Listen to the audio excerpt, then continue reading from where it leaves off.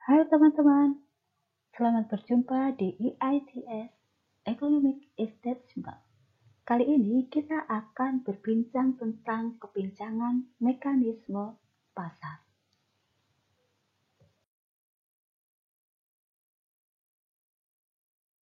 Baiklah, kita mulai dari pola pikir rumah tangga dan pemerintah.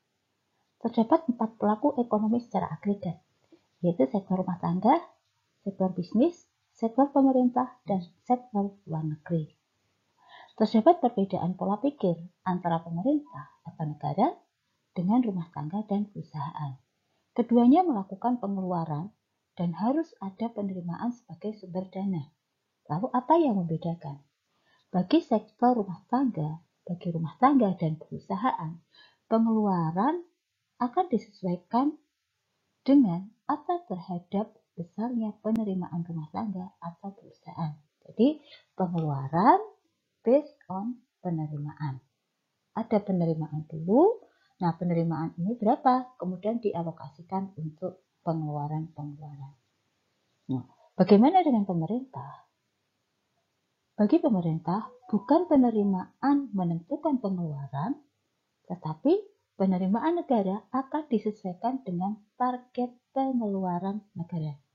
Nah, ini berkaitan dengan kedudukan atau peran pemerintah sebagai agent of development, sebagai agen pembangunan yang memiliki tujuan pembangunan yaitu meningkatkan kesejahteraan masyarakat atau mencapai kemakmuran masyarakat yang maksimal. Nah, untuk menjalankan perannya tersebut, pemerintah akan melakukan berbagai macam kegiatan. Kegiatan-kegiatan ini membutuhkan sumber-sumber penerimaan. Lalu, maka terjadilah atau direncanakanlah pengeluaran untuk membiayai kegiatan-kegiatan pemerintah tersebut. Nah, selanjutnya pengeluaran ini digunakan sebagai dasar untuk menentukan target penerimaan negara.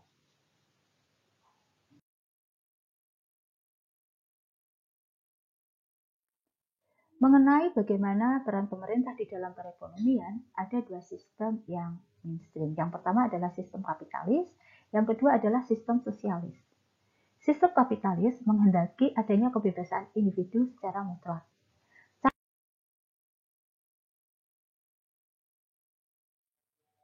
Nah, ternyata mekanisme pasar itu memang tidak bisa menyelesaikan semua permasalahan perekonomian.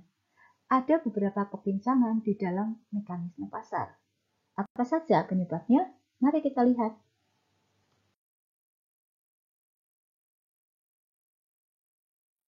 Berikut ini adalah hal-hal yang menimbulkan kegagalan atau kepincangan di dalam mekanisme pasar. Yang pertama adalah adanya barang kolektif atau common goods. Common goods atau disebut juga public goods adalah barang yang secara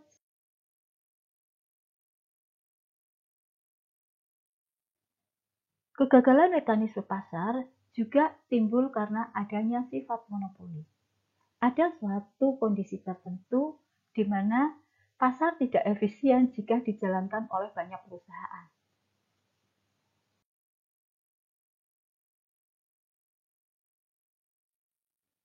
Nah, hal lain yang menyebabkan terjadinya mekanisme pasar tadi disebutkan, yaitu adanya barang publik. Ada beberapa jenis barang yang sangat dibutuhkan oleh masyarakat, tetapi swasta tidak bersedia menyediakan atau bersedia menyediakan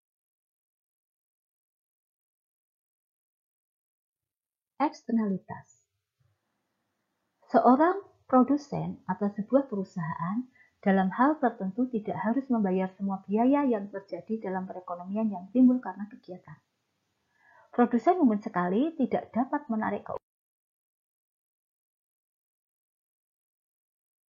Nah, begitulah teman-teman sedikit mengenai campur tangan pemerintah di dalam perekonomian atau mengenai kepincangan mekanisme pasar.